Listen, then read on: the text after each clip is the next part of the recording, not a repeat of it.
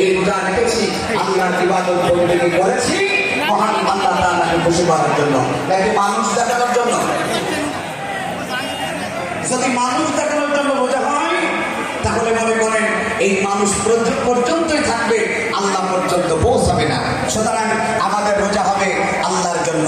রোজা হবে কার জন্য? প্রিয় ভাইরা, আপনারা একটু আমার দিকে লক্ষ্য করেন।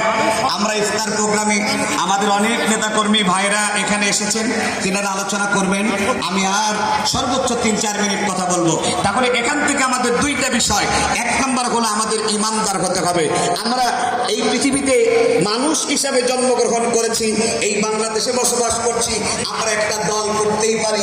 এই দল আমাদের নির্ধারিত বিবেকের উপরে, আমরাও নির্ধারিতভাবে একটা দল করি। তবে মনে রাখবেন, এই দলের কাজ সম্পূর্ণটা আল্লাহর খুশির জন্য। বলেন সুবহানাল্লাহ। এত সুন্দর ইফতারি প্রোগ্রাম আমরা মুসলমান বলেই করতে পেরেছি, তাছাড়া কি সম্ভব ছিল? বলেন, আমরা মুসলমান হিসাবে আল্লাহর কাছে শুকরিয়া আদায় করি যে আল্লাহ মুসলমানের দলে জন্মগ্রহণ করেছে।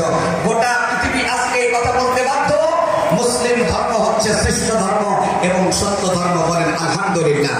আল্লাহ তাআলা যেন আমাদেরকে এই রমজানের উসিলায় আমাদের জীবনের গুনাহগুলো মাফ করেন। এটাই হচ্ছে আমাদের জীবনের সবচেয়ে বড় পাওয়া। আল্লাহ রাব্বুল আলামিন বলেন, রোজা যারা আমার জন্য রাখলো, প্রিয় ভাইরা আপনারা কাতারবদ্ধভাবে বসে যান। আমি আপনাদেরকে অনুরোধ করছি, কোনো কথা না বলে আপনারা সরাসরি বসে যান এবং কোরআনের আলোচনা শুনুন। আমাদের নেতাকর্মী ভাইরা এসেছেন, তাহলে আসুন আমরা 1 নম্বরে যে কাজটি করব সেটা হলো আমরা সকলে ঈমান আনবো আল্লাহর উপর। কার উপর?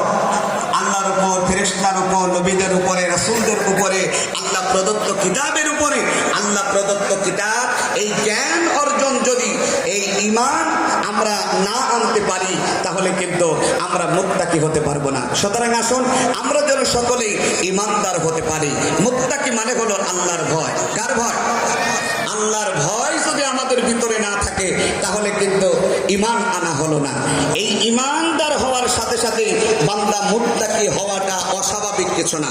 তাহলে প্রথম কাজ ঈমান, দ্বিতীয় নম্বর হলো আল্লাহর ভয় নিয়ে দুনিয়া থেকে বিদায় হওয়া।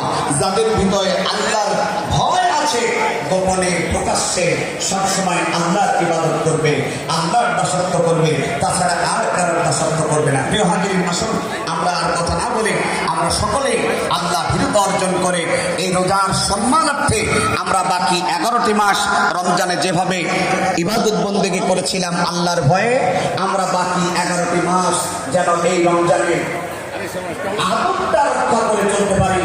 আল্লাহ আমাদের তৌফিক দান করুন। আমিন। আমা তৌফিক ইল্লা বিল্লাহ। আসসালামু আলাইকুম ওয়া রাহমাতুল্লাহি ওয়া বারাকাতুহু।